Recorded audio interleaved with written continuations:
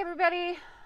I feel super uncomfortable right now and nervous and just full of anxiety, but I think I owe it to myself to do this. I owe it to God. I owe it to all the still suffering addicts. So, today is a huge day for me. It's a really important day. Today, 4 years ago today, was the last time I ever put a mind-altering substance into my body. Tomorrow I will have 4 years of being clean, but today I remember it because I made a choice. I made a choice to get clean. I made a choice. I knew as I did the last amount of drugs that was going to be my last time, and I stuck with it and I did what I had to do. But I'll get into that later. Today I'm going to tell my story. I have never done that. I've never told the whole thing. I've told bits and pieces here and there, but I've never told my whole story. So I imagine this is going to be really hard for me. I do have PTSD, which means like sometimes things will trigger me and I start reliving the past. So if I start to kind of like zone out a little bit, that's okay. I will find my way back. I always do. So, I guess I'm just going to start at the beginning. My life essentially has been like a giant, like long-lasting episode of Jerry Springer. Even since I was a baby, since I was little. You know, I love my parents. I really do. My mom recently died almost a year ago. It'll be a year here in a few days. And she had a really rough life, but that's her story. My dad, too. He had a really rough life, rough upbringing, but that's his story. So I'm not going to get too into that. They both did the best they could with the tools they had, and that's cool. And that's all anybody can really do. But when I was young, I was probably about 2 or 3, my parents were going through a divorce. The house burned down. My dad went to prison. My mom, we were homeless for a while. I had 2 siblings at the time living with us. My mom, God rest her soul, she was an alcoholic, but she was also a fucking badass. She took care of us. She did. She did the best she could. She got us a new place on the same property, and, you know, she had to work a lot, taking care of 3 and then 4 kids. She got my brother back when I was pretty young, my other brother. That was really hard, so she was at work a lot, and she would have, she had a lot of boyfriends that weren't really good people, and they did, a couple of them did, like, a lot of really bad stuff. To me, at least. I don't know about my siblings. We've never talked about it, and I'm okay with that. That's their story. My story is my story. Whatever.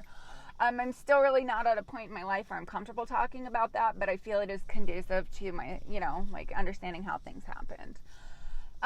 My mom ended up marrying my stepdad, a man who was in the Coast Guard, and he was really good to us. And he got us out of Kodiak Island, and we went to Florida. My dad got out of prison. He was really good about paying child support. And I mean, he was a pretty good dad. But he married my stepmom.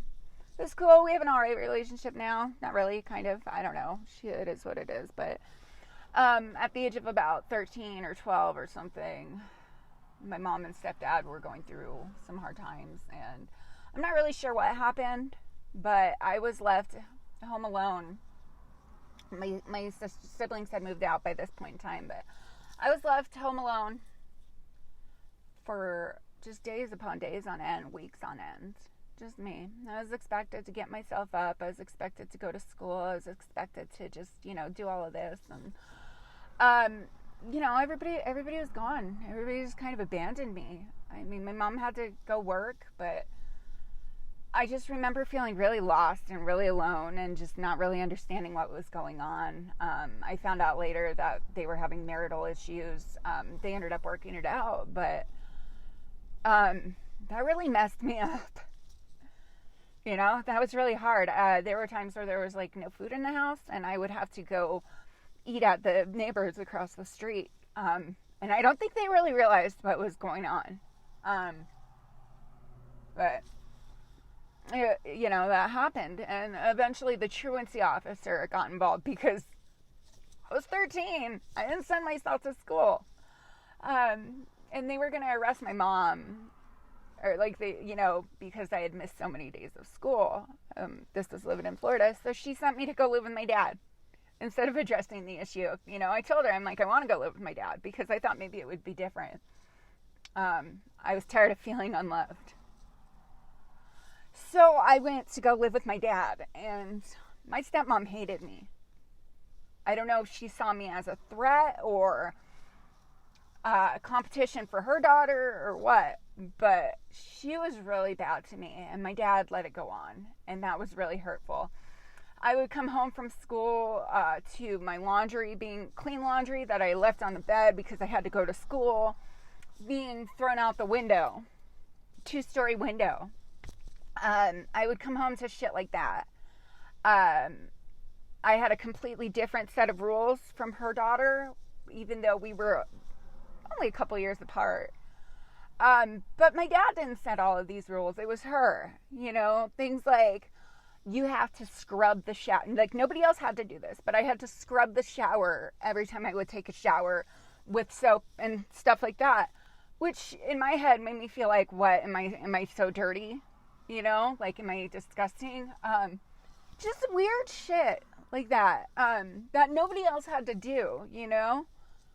I mean, it could have been like, okay, here's your chores once a week. You have to scrub the shower. But no, it was every time I took a shower, I had to scrub it or else I wasn't allowed to take a shower. Just weird shit like that. You know, and where she was folding my stepsister's laundry and doing it for her and putting it away for her, but then throwing mine out the fucking window. Stuff like that. It was hard.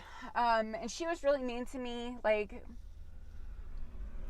when my dad and I would just spend time together, you know, she would be really mean to me. And then it was really hurtful that my dad didn't do anything about this. And I know he's probably going to watch this and he's probably going to get mad, but oh well, this is my story. So, and it's the truth. I figured out why people do what they do, and I'm not going to get into it. I'm not really that bitter. It still does hurt. So I was just a teenager. I just needed love. I needed direction. I needed guidance. So fast forward. I was really hard as a teenager. I was really hard to love. I was really hard to control. I was really hard to, you know, because I'd been neglected for so long and I had been unloved and I felt like a throwaway kid. So I think it was by the age of like 15, I was living on my own. My dad would send my mom child support and my mom would send it back to me. And I don't know how, but I just fell through the cracks. I had never been put in foster care. I never got in trouble. I avoided cops, even though I was, you know, drinking all the time. I don't know. I slipped through the cracks. I did. I was failed by the system. I dropped out of school. I wound up meeting my ex-husband when I was still pretty young. And, you know, we knew who each other were, but this is hard. So when I was about 17, we got really started drinking together, he and I. And I wound up getting pregnant. I really didn't want to spend the rest of my life with this guy, but I thought it was the right thing to do. You know, I had grown up without a father. So, of course, you know, immediately, like, I quit drinking. I started, you know, doing what I needed to do. He drank the entire time, would come home and just be horrible to me. I moved in with his mom, and I remember, like, there was family over visiting, and I remember, like, getting ready to go upstairs to go visit, and I'm pregnant, you know, and I had been staying downstairs, and I just heard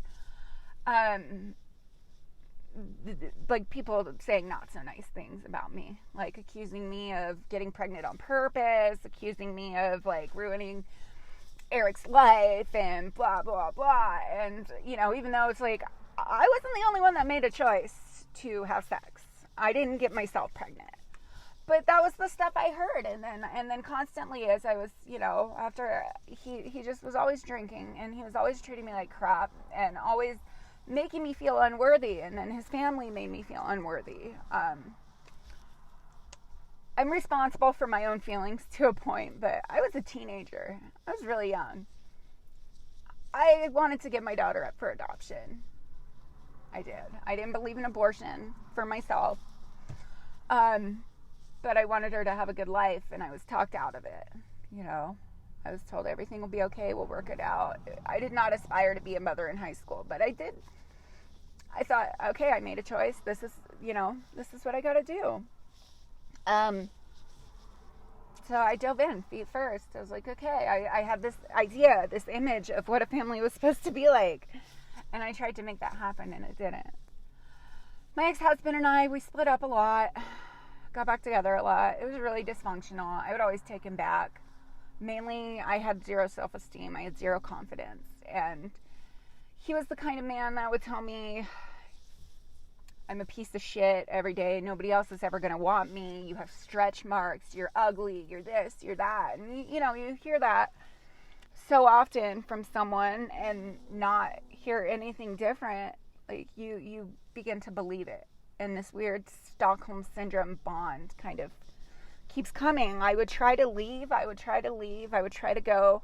But I would really have no support. I had support from a couple friends who were going through shit. They'd be like, yeah, do it. But I had no real support. I had nowhere to go. My daughter, Taryn, she's got autism. And I remember when she first I recognized the signs. I did, because I recognize the signs because it runs in my family or whatever. I think we have a genetic predisposition. Like, I have nephews with it. So I did everything I could to do early intervention because I knew it was key. And I had no support with that either. Absolutely none. In fact, I had the opposite. I had people telling me that she wasn't autistic, that it was my fault, that I was just a bad mother and I hadn't loved her enough. Shit like that I had to deal with, and you know who you are. I'm not going to make my story about other people so much. I'm not doing this to tear other people down, but that was the kind of stuff I was dealing with. But I still went out of my way to get her as much help as I could, to see the specialist, to just, get her all the help I could on my own against pretty much everyone, it seemed like. That was really hurtful. That was really hard. To this day, that still hurts. And you know what that did to me? Is it caused me to be embarrassed of my daughter. And that's something I still struggle with. She just needed love. And there's still part of me that I hate myself for that. Like, how? That's my child. But I thought, like, everybody thought it was my fault. I didn't do drugs when I was pregnant with her. I didn't, party. I did the best I could. I took my prenatals every day, like everything. And, it was really hard. It was really hard. It still is. I feel like shit about that still. I wish I had had the confidence to tell everybody to fuck off, but I did the best I could, I really did. I got her potty trained. I got her, starting to talk, and I get no credit for that. But anyways, okay, moving on. Moving on with my story. This went on for a long time. I left my ex-husband for a while. I didn't really do a lot of drugs. Here and there, I did. I mean, I would say I was probably like a recreational user. After I had Erica and Taryn for a while, Eric and I split up for a while. And then anyways, we ended up getting back together. I got pregnant with Maria. don't know if I should be saying my kids' names. Oh, well. They are my kids. I got pregnant with Maria, my third child, and my ex-husband and I, we got back together. We had a marriage ceremony. We moved into the house. He quit smoking pot for a while, and for a while everything was actually good. He was a good guy, you know. It wasn't perfect, but you know, and I think that's why I stayed for so long, because there was that glimmer. There was that year there where everything was pretty good. You know, I had done drugs a few times. Probably, I don't know. I went through a couple months spurt there where I was using drugs and drinking pretty heavily, and then I got pregnant with Maria, and you know, I stopped. I didn't have any problem stopping. I wasn't actually an addict then. I was just doing drugs once in a while. And then we moved in to the house out in Menasha in Kodiak, you know. Thick walls. Neighbors were far away. Nowhere for me to go. I was isolated. No one could hear me scream. And it turned into pretty much a torture house. My ex-husband started smoking pot heavily. He started doing a lot of painkillers. And I at this time was doing nothing, contrary to popular belief. And I have there's no reason for me to lie about this. He started bringing the painkillers home, and then, you know, he faked a back injury so he could get more. He even got exploratory surgery so he could get more painkillers. And then he started, well, you have a bad back. Why don't you go to the doctor and get more? And things had turned really violent at this time. I do remember the first time my ex-husband hit me. It was pretty early on, you know. But what I don't remember is when it stopped being a big deal. When I stopped getting flowers, and when it became just this commonplace. When it stopped being commonplace. Yeah. Sorry. I'm fogging out a little bit. It's a PTSD thing, but I'm going to do my best to push forward. So I'm probably going to be pretty sporadic. It's a coping mechanism. My brain is how I protect myself.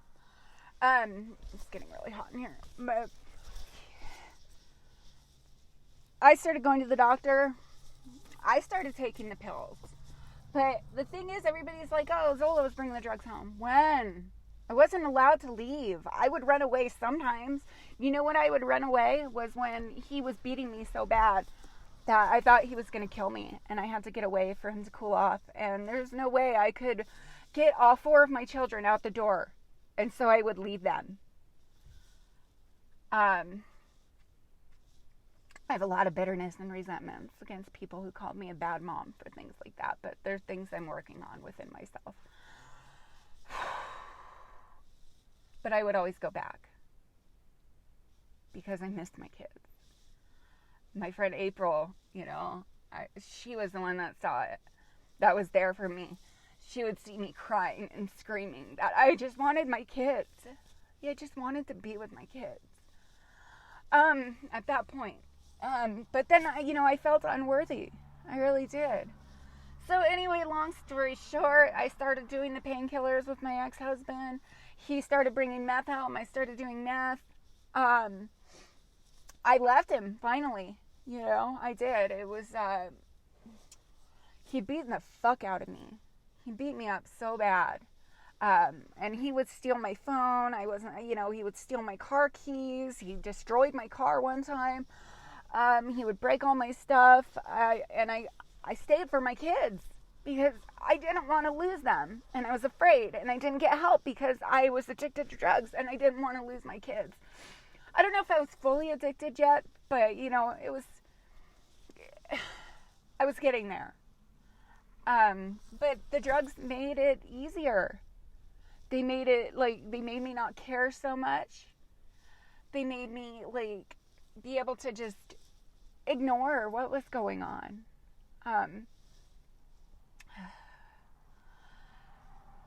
My eye was swollen shut. My ear was swollen shut. I was crying. Eric had left. I don't know where he went. And my daughter came with my car keys. And she goes, Dad, I saw Dad hide these. Take us to Grandma's, please, and hide. She told me she never wanted to see me again. Not that she didn't love me, but she needed me to be safe, and she couldn't live like this anymore. She was like fucking 9 at the time. That destroyed me. So I packed my kids up, and I took them to their grandparents, and I left them there, and I went on a bender from hell. I did. I moved in with the grandparents for a while. I didn't realize that they were building a case against me with DHS. I don't really blame them. I was a mess. I needed help. I needed help bad. I really did. And I didn't want to admit that I was an addict because I was afraid. I went to DHS and I spoke to the social worker who, thank God, she's been fired. I really want to say her name. I hate her. She's the only person in this world I actually truly hate. That's something I'm working on because she's not worth my hate. She is scum. I told her I needed help. I said, I've been being abused. I don't know how to cope with what has happened to me, and that's why I'm doing drugs. I need help. She said my ex-husband had been there, and she had already spoken with my in-laws, and they prepared me for what I was going to say, that I was not abused, and that I was basically just a lowly drug addict.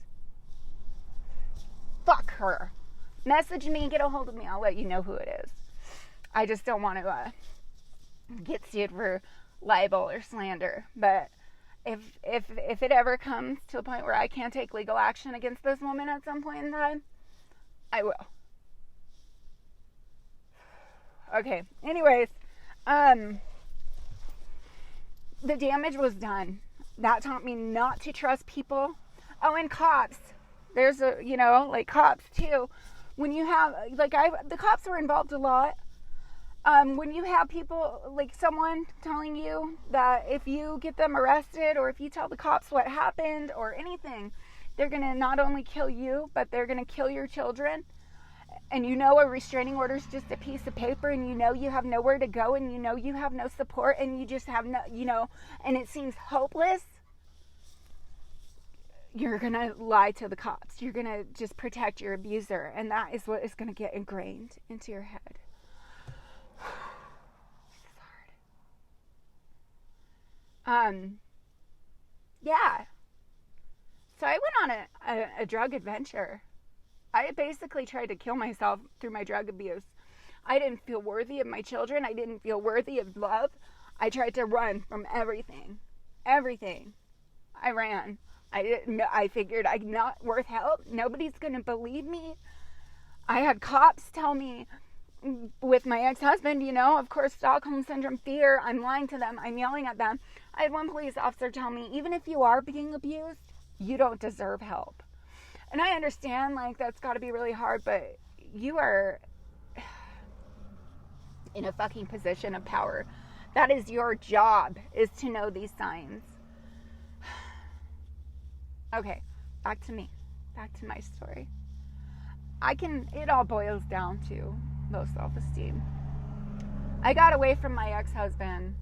There was one time where he actually punched through my vehicle window, kidnapped me, raped me multiple times. My baby was in the back seat, and I just remember looking in the back and seeing, and being choked unconscious. And that's the only thing I can see is my baby covered in glass. Luckily, she didn't get cut, but she's being covered, and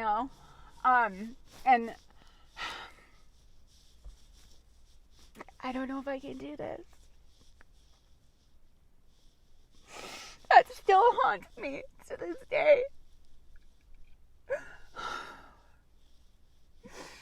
I couldn't even keep my kids safe. So I ran. I tried.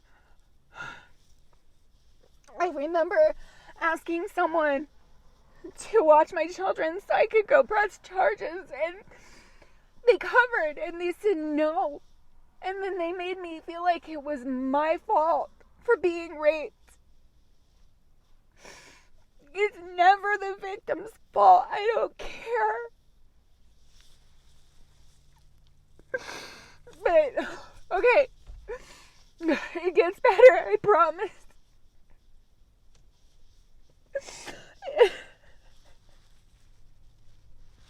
It gets better. It got better. Okay.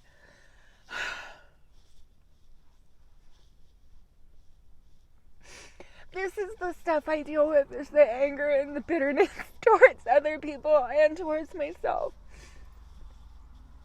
I eventually, I got a friend. Somebody reached out to me that was in a 12-step program. That was my introduction to 12-step programs. Not the people that were supposed to refer me, And I started going to AA meetings and eventually NA. My head is a mess. My PTSD, I'm so cloudy right now. It's really hard.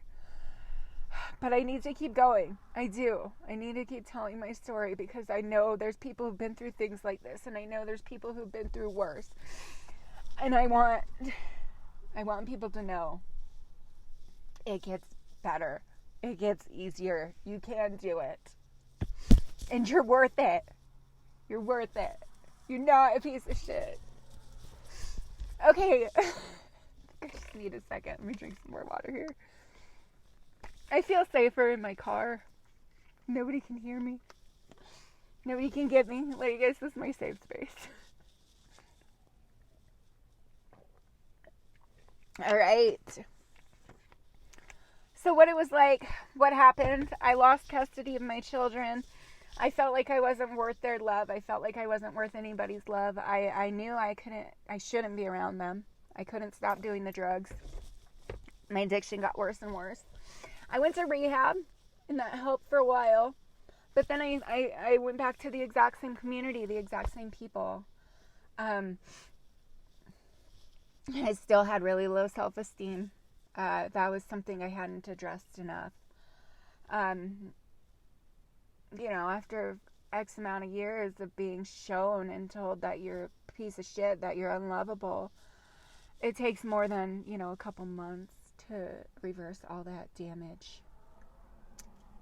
So I went back out. I went back to using. I made really bad decisions. As far as my taste in men, I went from bad to worse, man. One guy in particular, made me all these promises. I'll move in. I'll help you get your kids back. We'll get clean together. I've got all this money. I can't wait to be dad to 5 kids. Just sweet talked me and used my, But that ended up him throwing me under a bus and just driving me insane and just stomping on my self-esteem and validating those false beliefs in my head that I'm crazy, that I'm a piece of shit, that it's me, that I'm unlovable. And just basically destroyed what was left of my self-esteem. Slandered me to everyone in the community to make him look better. Fuck that guy though, because where I'm at, look where he's at. Same with my ex-husband. I think if anybody still believes any of that garbage, they're just in denial. It's not important anyway. Just a little blip. I like that thing. If you stand all my exes up in a row, you can see a flowchart of my mental illness. Pretty much. But yeah, just kind of destroyed me.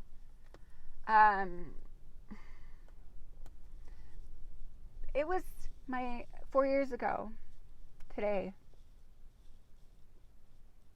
I decided, it's done. Actually, I decided before that, on my oldest daughter's birthday. 4 years ago. She's probably, I think, 12. Her 12th birthday. I didn't go to her birthday because I overdosed. That's me being honest. No shame. Guilt. No shame. I overdosed. And that was a really big turning point in my life. I went to the hospital. I think I said I was in there for a migraine or something. And I asked for help. And I was sick of it. I was sick of the life. I hated myself, and I thought, okay, maybe I deserve this, but this is my daughter's birthday, and she fucking doesn't deserve this. My kids don't deserve this. I had finally just been through enough. It had become so uncomfortable. I was homeless at that point. I burned all my bridges. Like, everybody just hated me. I had nowhere to go. I was literally just, I don't know how I stayed high. I wasn't turning tricks. It was just like I could find drugs before food. It was crazy. I was homeless though, and I remember just sleeping like under bridges or like, you know, your typical homeless person. Like, oh, here's a box. That was hard. Wandering around in the middle of the night, plenty of drugs, but nowhere to go. So, yeah, I overdosed on my daughter's birthday, and I was ashamed. And I asked for help at the hospital. And as usual, I had been in there a few times. I was met with disgust and disdain. And, you know, the doctors were not helpful. The nurses were worse. Wow. Oh, my gosh. I have never received as horrible of care as I have at the Kodiak Hospital. I know I've heard, like, online great things and stuff. Try going in there when you're an addict wanting help. Try going in there when you're an addict at all. Try going in there when there's any kind of stigma behind anything you're doing. Hopefully it's changed. I don't know. This was years ago, but whew, man.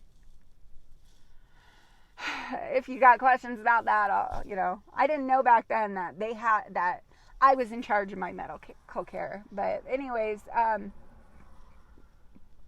yeah, I remember going in there one time after my ex-husband beat the shit out of me, and I was trying to get I was high, but I was trying to get documentation of all my bruises so I could go press charges, as my lawyer told me to. And Dr. Vania was just like, all he cared about was giving me a goddamn drug test so you could give it to DHS, who already had custody of my kids.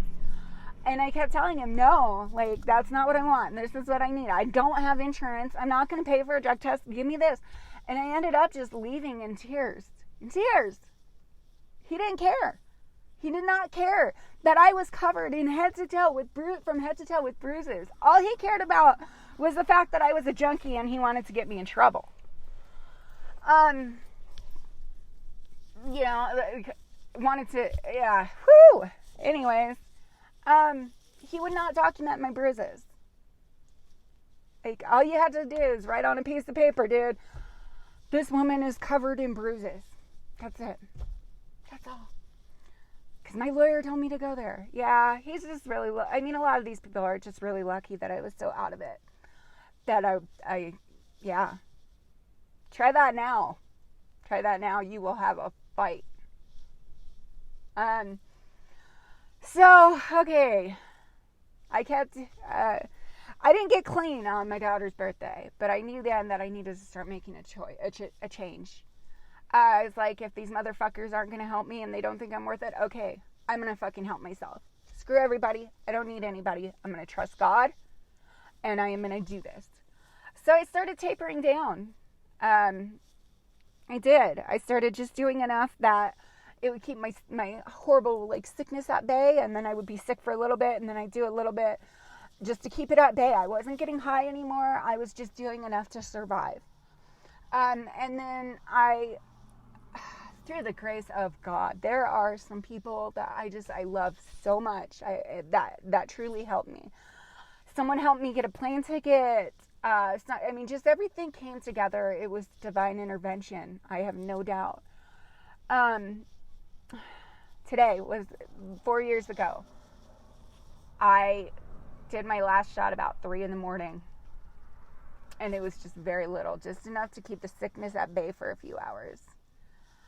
I got on a plane I went to Anchorage. I was so like nervous at first, but then the person, just the stranger that gave me a ride, I had met him when I was out walking. He picked me up and gave me a ride to church. And then, you know who you are. You saved my life. Thank you. He picked me up at like 5:30 in the morning to give me a ride to the airport. I got on a plane. Somebody who I met when I was in Soldana in treatment had been following me on Facebook. I owe you my life too. She picked me up from the airport.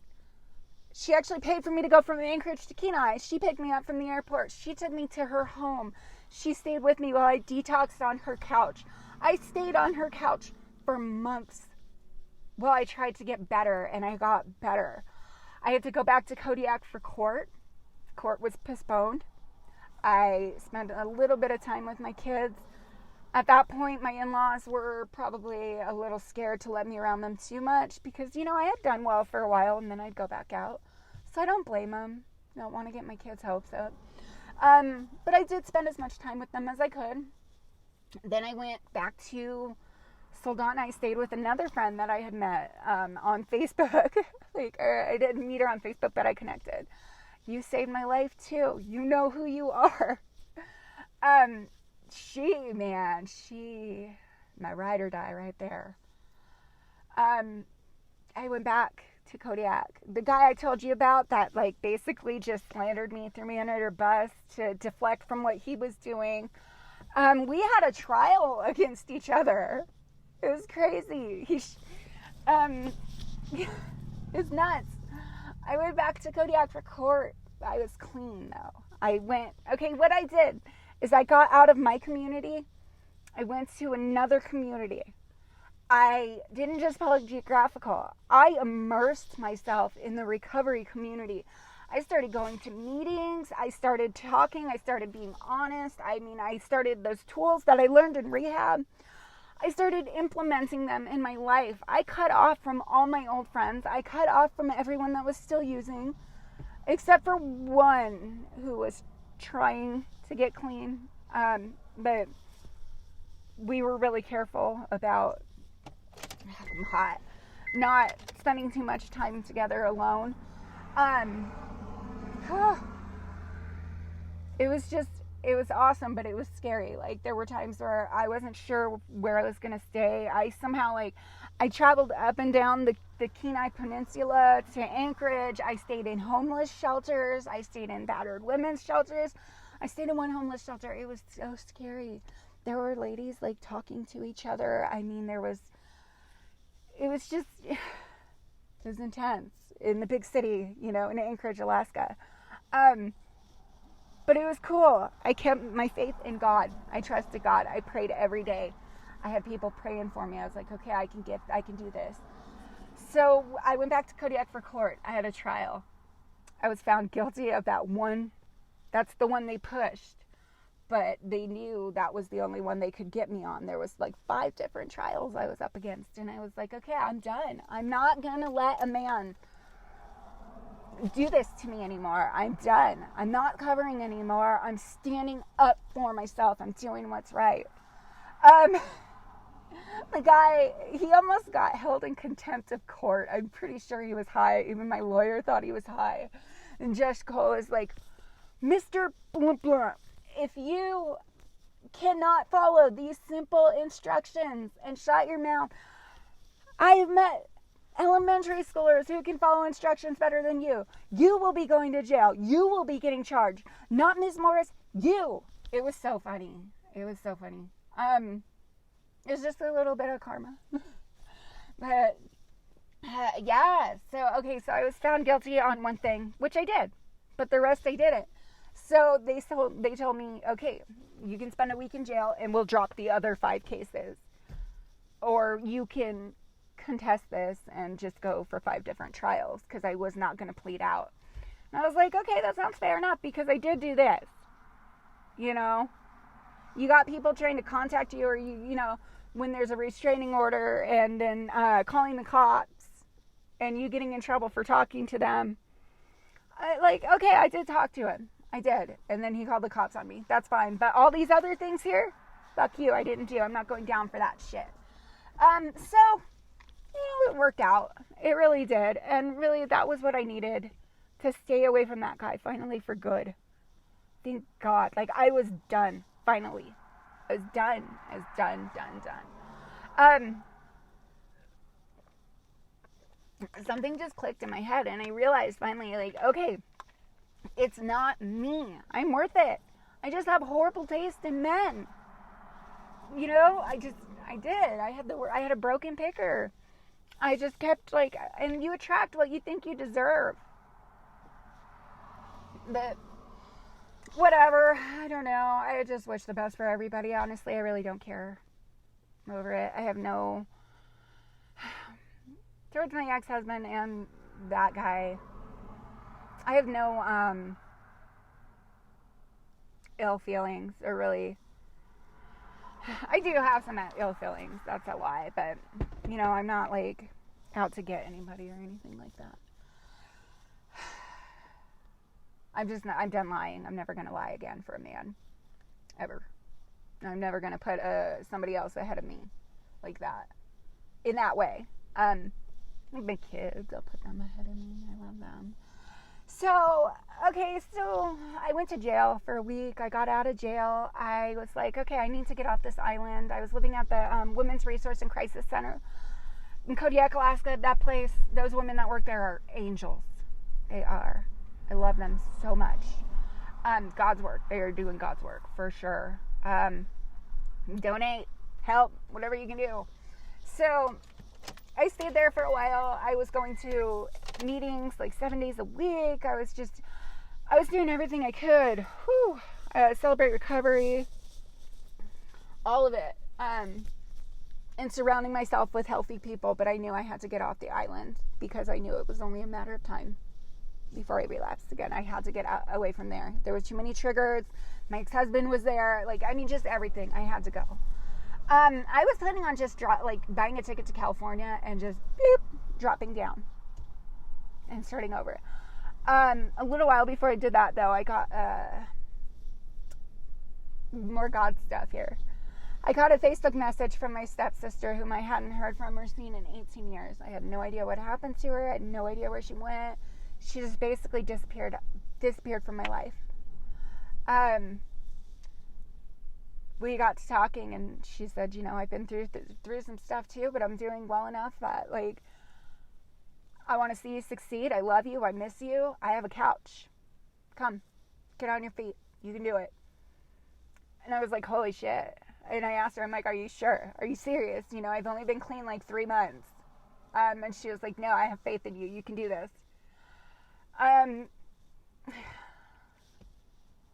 So I got a ticket. It was hard. Like, I found a way. Like, family members, someone had bailed me out of jail and owed me the bail money or something. I don't really remember how it worked, but, you know, more God stuff. It worked out perfectly. Just people were finally showing me that I was worth love, you know? And I think I was ready to feel loved. I was ready, finally, to be loved. A lot of it, I think I was always loved. I just didn't see it. I just surrounded myself with people that didn't know how to love. And I pushed away those that loved me. Anyways, okay, so I flew to Colorado. My best friend Katie, I love you so much. She's one of my besties. She drove me to the airport. She got me like I would have had zero money. She was just like, okay, this is all the cash I have on me. She gave me like $60 and a Starbucks card.